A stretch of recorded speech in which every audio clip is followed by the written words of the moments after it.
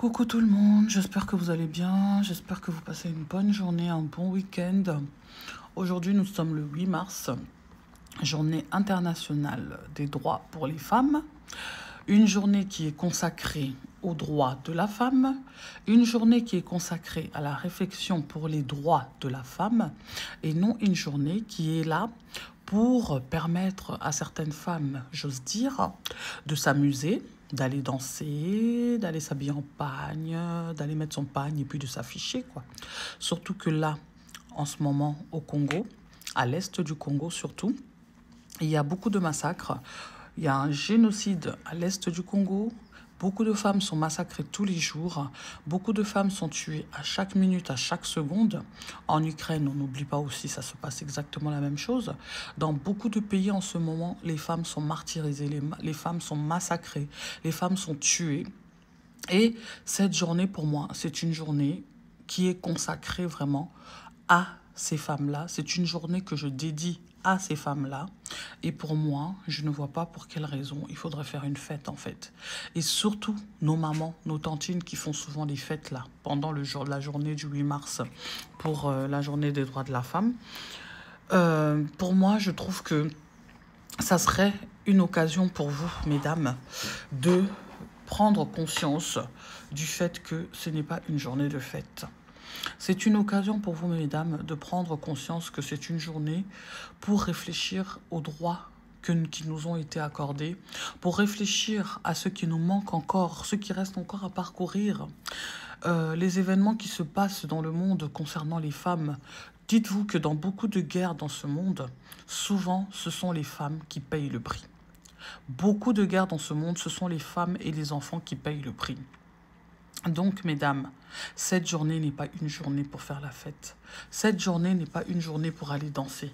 Cette journée n'est pas une journée pour aller s'enjailler, comme on dit. C'est une journée de réflexion, mesdames. C'est une journée où on passe le message par rapport à beaucoup de choses qui arrivent aux femmes.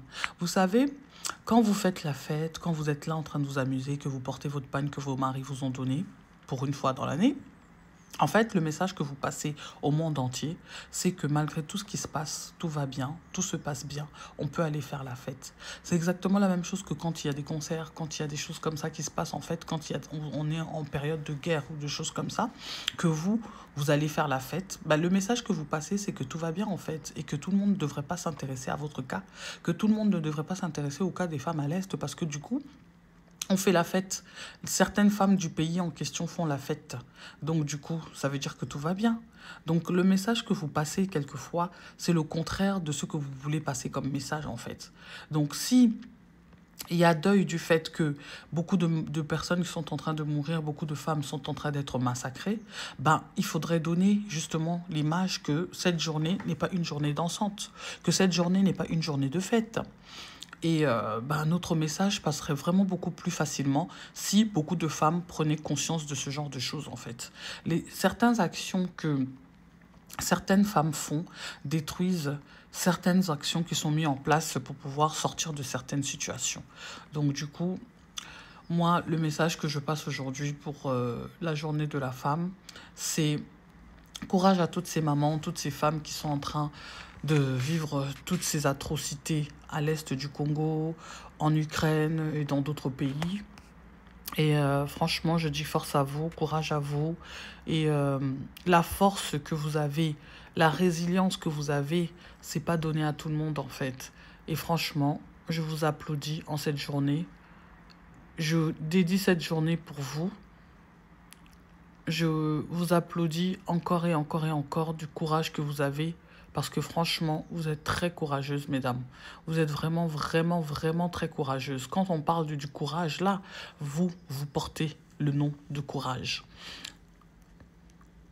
Et en espérant que toutes ces situations se calment et que la paix puisse revenir et que les gens puissent vivre en paix et que tout le monde puisse être bien chez lui.